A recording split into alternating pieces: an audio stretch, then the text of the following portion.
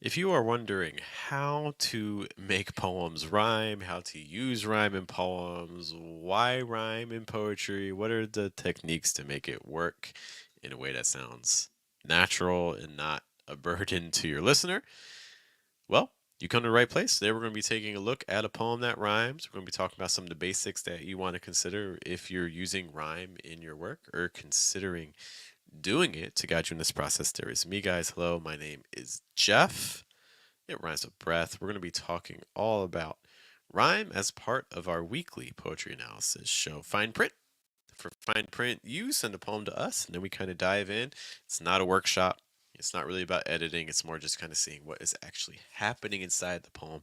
And today's piece uses a lot of rhymes, so I thought it would be great to talk about it. Normally, we begin by reading the poem, but I think it'd be good just to kind of talk about some basic concepts with rhyme. Okay, because if you're thinking about using rhyme, one thing you're probably going to hear about at some point is also meter. So let's just kind of talk about some very basic things. For instance, maybe you've heard of like iambic pentameter, things like that, and you're like, I haven't studied that since high school. I never studied that in high school. I've never even heard these words before. What does this even mean? Okay, so basically, there's different stress patterns when we're using rhyme, and we want to kind of have this in mind as our foundation. Okay, so one sort of pattern, just to get started, we have to understand the concept of stress versus not stressed. Okay, so maybe let's take a look at a word um, like item. Item. So item is a word that has two syllables. Item. It has a stress. The stress is on I. Item. It's like if I say item, item, item, item, you can hear that I. Each time I say that, it gets a little bit more emphasis, right? A little stronger. The second word, that dumb sound, is always weaker. It's lower in pitch. It's faster. So that's not stressed. So this sort of pattern where we have a stress, I, dumb, strong, weak, strong, weak, strong, weak, that is called a trochee. So a trochee is called a strong, weak pattern. Okay, just something to keep in mind. This will all make sense once we dive into our poem too, but I just want you to kind of have this in the back of your mind. So we have a trochee. So what's the opposite of that? So what if you have a weak strong, weak strong, weak strong, like until, until, until? Well, in that case, we have, I'm just going to write a quick note, so strong, weak. And we used the example word item. So now let's talk about the opposite of that, where again we have weak strong. That is called an I am, which is weak followed by strong. And the example word we gave is the word until. Until, until, until, until, until. Okay, so that is called an I am. Two other patterns are going to be really foundational in terms of what you need to know about meter.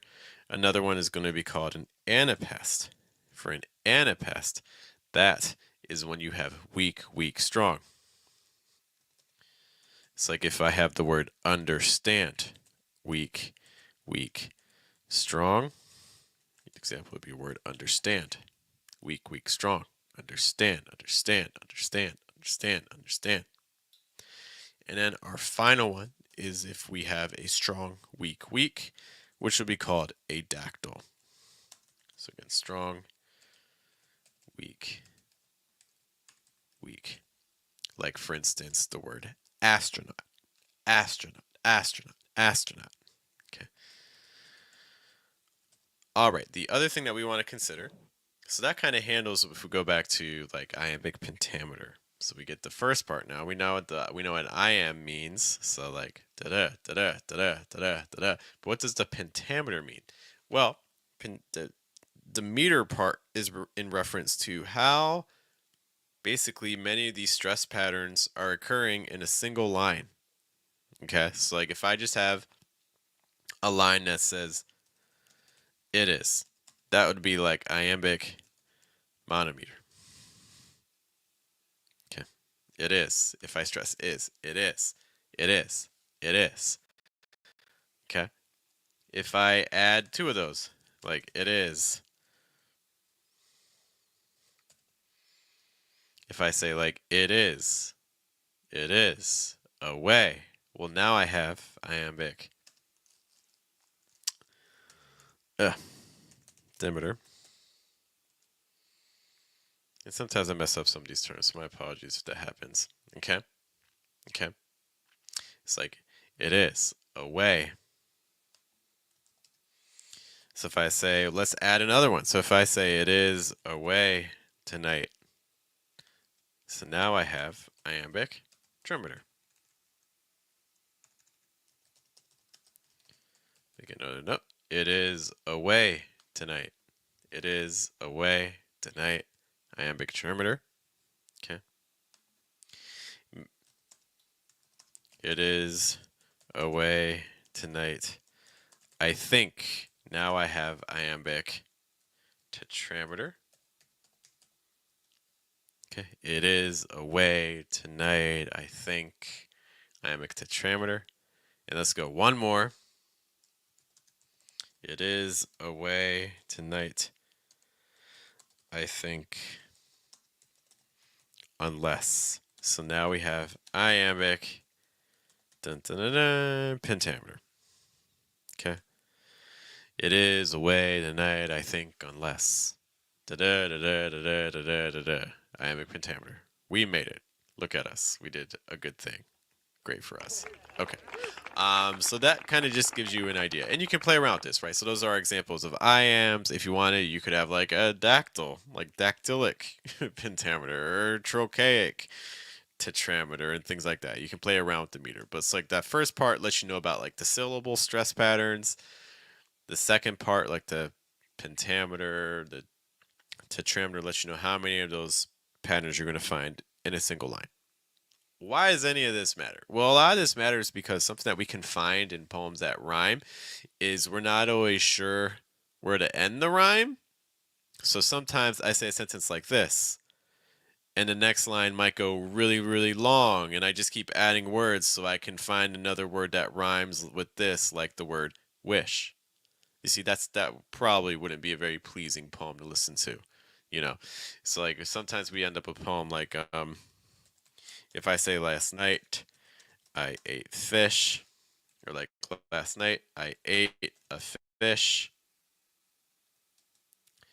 and then mine after that.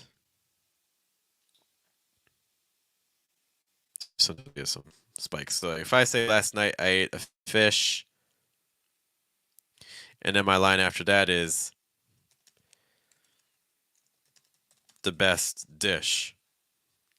Well, from a listener's perspective, that may or may not be the most pleasing thing. Like your first line sets me up that, oh, we're gonna have like last night I ate a fish. Okay, so I'm expecting that sort of rhythm, but then your next line says the best dish. And it's like, well wait, so we're just like ending rhymes wherever, right?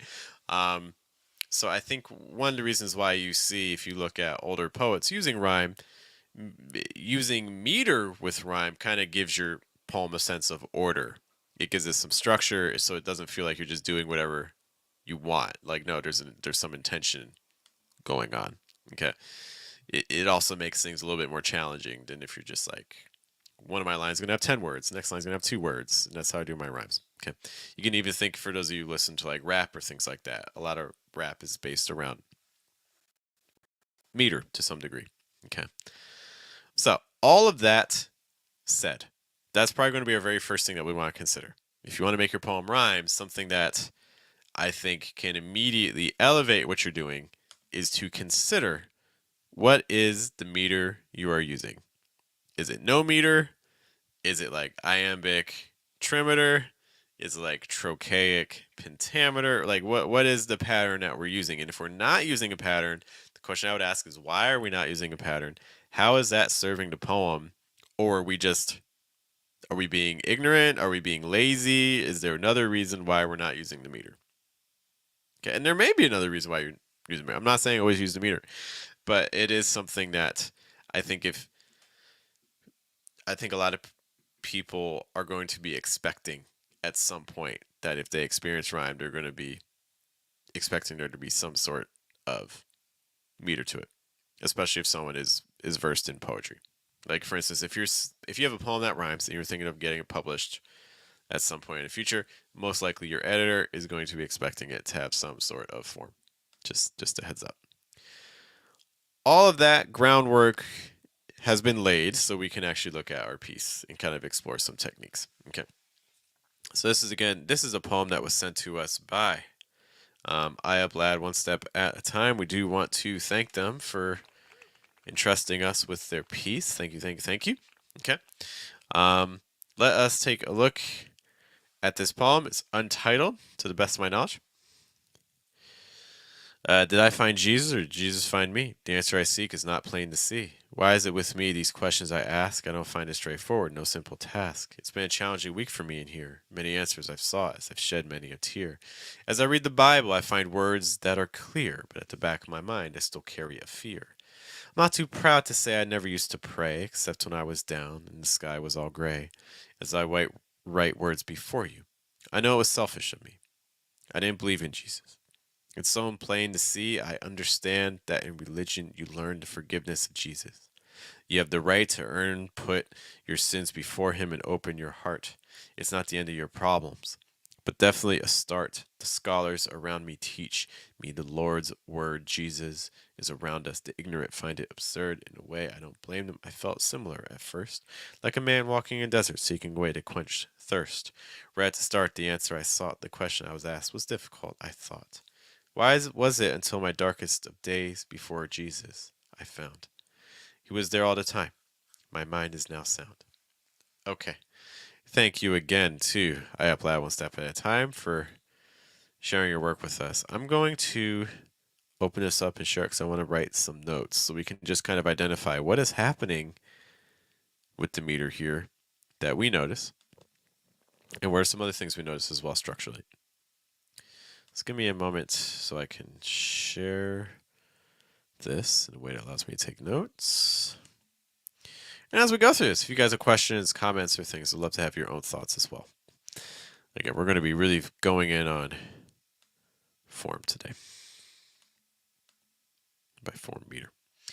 Okay, so let's just like start off. I'm not going to do the whole poem, but let's like just maybe look at the first stanza and kind of just see what's happening in terms of the stress patterns.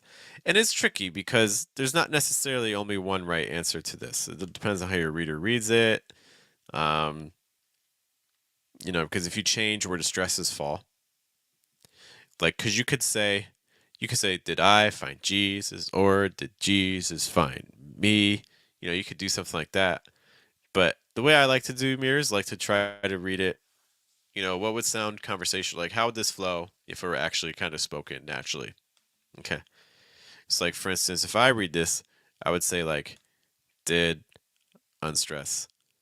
I stress. Did I find Jesus or did Jesus find me? That's kind of the part. Did I find Jesus? Did I find Jesus? So the way I see it, kind of like a weak stress to start, followed by almost like a dactyl. Or did Jesus, I mean, an anapest, excuse me. No, I mean, yeah, I guess I would say more dactyl. Did I find Jesus? I find Jesus? Or did Jesus, so here I'm kind of seeing more anapest. Jesus find me. And again, another anapest. Okay, so we got kind of like these long sequences. Then like the answer I seek. So stress, let's say like the heavy stress on like seek. The answer I seek is not plain to see. So that might be kind of the easier way, just because I know these markings can be a little bit small. So I'm going to try to help us out. Just going to put boxes where I personally am seeing some stress. Did I find Jesus or did Jesus find me? Did I find Jesus or did Jesus find me? The answer I seek is not plain to see. Did I find Jesus or Jesus find me? The answer I seek is not plain to see. I feel like things start getting a little bit more regular in that second line. We can also see we have like an extra stress, at least compared to the previous line. Okay, so this is something I want to start thinking about with my rhymes. If I'm having a poem that rhymes, I want to be thinking about, hey, um, do I want it to be balanced? So I want to have kind of the same meter across lines. If you look at, for instance, like your Shakespearean sonnets, you're looking at pretty much the same rhyme pattern. There's just slight differences across lines, but in general, every line, a lot of your sonnets are iambic pentameter. So a lot of lines are writ in this over and like things like that sort of kind of pattern. So, but I can see here that we're not quite there here. So I'd be kind of asking this, okay, so what do I want my reader to take away if my lines aren't doing the same pattern across? Like, for instance, our next line, why is it with me? It's like, why is it? Like, I might stress the why. I might also stress the is. Like, why is it with me? These questions I ask. Specifically with questions, more, it's like questions I ask. So one of the things we're seeing too is that we're not necessarily reliant on a lot of like iams and trochees, like the 2 meter guys. It's like da da or like da da with the heavy stress weak, or like da da with the weak then the stress. We're not relying on that. We're relying on the longer patterns, the anapests and the dactyls that we mentioned earlier. In case you forgot, like your anapests would be a word like understand. Your dactyls again would be a word like astronaut. Okay. So relying a lot on those, which can lend your poem a different rhythm. Like if my poem is doing da da da da da da da, that's a different rhythm than if my poem is doing da da da da da da da da da, right? Um, so kind of deciding what's the rhythm that works best for my poem. This piece in particular seems to be reliant on the longer ones. Okay. I don't find it straightforward. Okay, and even doing like extra ones. Don't find it straightforward. No simple task. Okay. So hopefully that's the very first thing that you're kind of taking away from, this idea of how do I make my poems rhyme. Think about what is the rhythm I want to use for the poem. Why do I want to do it? For instance, if I'm writing a poem about a train or like a horse galloping or something like that, maybe those longer forms with like the anapasts, we're gonna just like understand, understand, understand. You can't go almost has like a galloping motion to it. That might be really effective. Okay, but maybe I need something that is going to be like, maybe it's a poem that has lots of like thunder and lightning. So there's like a big crash and it gets quieter, like dum dum dum dum dum dum, or something like that. So kind of think about what's the meter that can reinforce what my poem's about. So that's the very first thing I would say. Um, but what else can we say about rhymes and things? So one of the things I'm noticing, let's just see if you notice what I notice. What do you guys see happening at the end? Again, just looking at the first stanza, but it's happening in other places as well. It's happening throughout the entire poem, almost. I'm noticing that the rhymes are at the end of the line, which is what you expect, not surprising there. But the other thing that's happening, what do all these first lines have in common? They're all end stopped. If someone says that your line is end stopped, what that means is basically when the line ends, the sentence ends. There's basically two things that are odds when you're writing.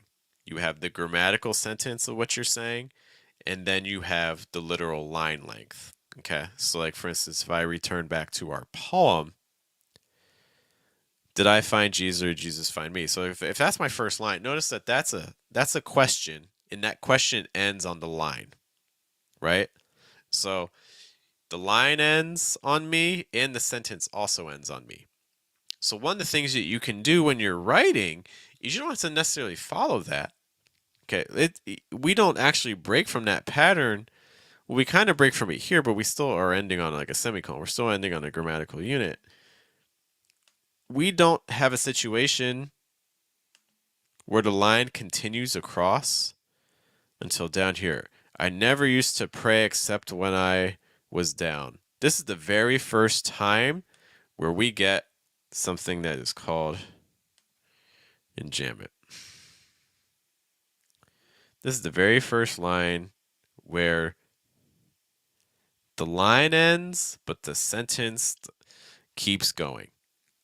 Just because the line ends doesn't mean that the sentence has to end. So this is another technique that you can do in your poems if you're rhyming to make things feel a little bit more natural and to not be so heavy on your reader is you can use enjambment. End the line on the rhyme, but don't end the sentence. Keep the sentence moving on. I never used to pray except when I was down. That's enjambment. Okay, whereas like it's been a challenging week for me in here. There's no enjambment there. The sentence ends, the thought ends, it's complete. Okay, so this is another little strategy that you can do in your poems to help them feel a little bit fresher. Is again, keep the line, keep the sentence moving, even if the line ends on the rhyme. Okay, because what ends up happening if you don't do that is your rhymes start being very strong. Did I find Jesus or Jesus find me? The answer I seek is not always plain to see. Why is it with me? These questions I ask, I don't find it straightforward, no simple task. You see, like the super, super strong rhymes.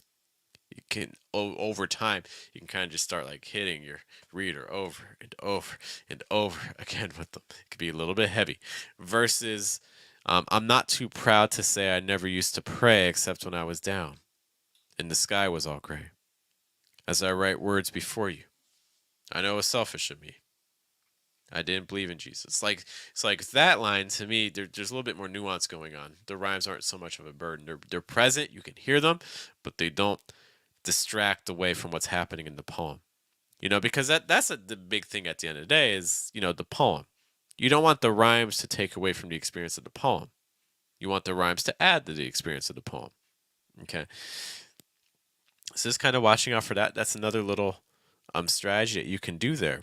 In fact, I like what's happening in that one stanza. Okay. Because this stanza also becomes it's a lot more complicated also because we have these commas that are occurring mid-line. Right? And these commas and these semicolons. So because the other lines, they kind of just they don't have as much of that complexity. But in this case, we have 1, 2, 3, 4, 5, 6, 6 occurrences of some punctuation, which is really impacting your poem and breaks the rhythm down. Like, I'll say 2 stanzas and see if you can hear a difference. Let's do the first one again, and then we'll do that third one again. Did I find Jesus, or did Jesus find me? The answer I seek is not plain to see. Why is it with me? These questions I ask. I didn't find it straightforward. No simple task. It says, I'm not too proud to say I never used to pray except when I was down, and the sky was all gray. As I write words before you, I know it's selfish of me. I didn't believe in Jesus. It's so plain to see. Very different rhythm, right? By adding in those like punctuation. So that's another thing that you can do with your rhymes is don't make the center point and break up your lines. Like so, have the sentence end in the middle of the line. Except when I was down, and the sky was all gray. Okay, so that's not really ending, but like you get the idea. There's still a break with the comma. Okay. What if you have a period? What if you end a sentence in the middle of a line with a period? Or something like that. That's another thing that you can do. What if a single line has like 2 periods in it? Maybe just a couple of short sentences and things like that. These are things to keep it fresh. One aspect of American English and English in general, English really likes contrast. We don't like it when things become too predictable. So one of the things that you can do to play with that is to make sure you're doing something a little bit different every single line. So if you notice that, oh, I just use a couple of long lines. Well, my next line, maybe I'll make it really short. Oh, I had a lot of lines that were end stopped. Well, my next line, I'm going to have it stop after 2 words and then go. And it's not going to end at the end of the line. Okay. Another strategy, maybe a final strategy for tonight, because we've been going for a while. Let's take a look at the types of rhymes being used. So we have me and see, because that's like a perfect rhyme. Ask, task, is another perfect rhyme. Here, tier. Okay, that's a perfect rhyme. And so now we changed it, right? So this stanza, all of them, all these words rhyme. Okay. Pray, gray, that's a perfect rhyme. Me, see. Perfect rhyme. Learn, earn, heart, start. Perfect rhyme. Work, absurd.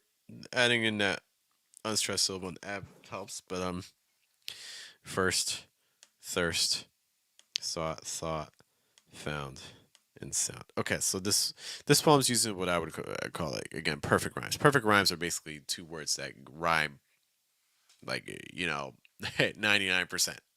You're just pretty much changing like one letter. Nothing wrong with perfect rhymes, but something you can do to keep things a little bit fresh and a little bit more subtle would be using things like off rhymes or slant rhymes, where basically words that don't exactly rhyme. Like for instance, words like for instance once and butter. So these are words that have the same vowel sound. Once they have what's called a schwa sound, so that once, and then butter. However, the other sounds are pretty different, right? Like once having that sound, the s, butter having the b's, and then that what's called like a flap t or fast d sound. It's like in the r as well. So like there's some big sound differences here. It's like once, butter, but because the vowels are similar, you could use that to your advantage. Okay, so using off rhymes is a strategy you can use to make your rhymes less of a burden to your listener, add to your experience. You can use it strategically too. So maybe like you're talking about like a relationship and things are going great in a relationship, but then the relationship starts to fall apart. So maybe in the first half of the poem, everything's going great, so you use a lot of perfect rhymes. But then as the relationship starts kind of encountering issues, you switch to using more off rhymes. So things are kind of working, but also a little bit off and not quite right. So you can be strategic with this. Just as an example. One other thing I'm seeing too that I just want to highlight before we head out today. A final thing is that when you're using rhyme, I know rhyme can be a challenge. I would really say try to adhere to typical grammar. Like if you find that you're doing like linguistic gymnastics to get your rhymes to work, I'll see if I can find an example of any case here. Like these questions I ask. A little bit strange, right? Because normally in English the object goes after the verb, right? Um, like why is it the I don't want to say like the normal, like the more frequent way of saying this. Why is it with me these questions I ask? It would be kind of saying, why do I keep asking these questions, right? Or what's up with these questions?